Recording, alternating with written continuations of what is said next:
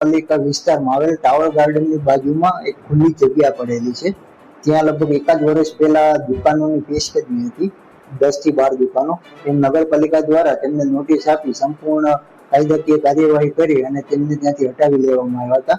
ત્યારબાદ આ જગ્યા ખુલ્લી થતા એક ઈસમ દ્વારા એ જગ્યા ઉપર પોતાનો દાવો કરી અને કલેક્ટરમાં અરજી કરેલ હતી, અને જે બાબતે કેસ રિમાન્ડ થતા સિટી સર્વમાં કેસ ચાલુ થયો હતો.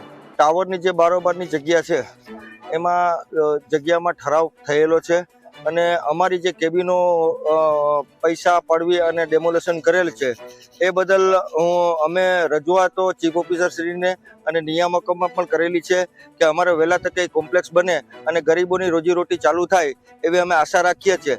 એમાંથી 2-3 લોકો અમારી જે કેબિનો વાળા હતા એ બેચારા એની ટેન્શનની અંદરમાં ગુજરી ગયા છે અને અમારે સરકારશ્રીને એક રજૂઆત કરવામાં આવે છે કે અમારી રોજીરોટી ચાલુ થાય એવી અમારો એક કોમ્પ્લેક્સ ટાવરે બને એવી અમે આશા રાખીએ છીએ.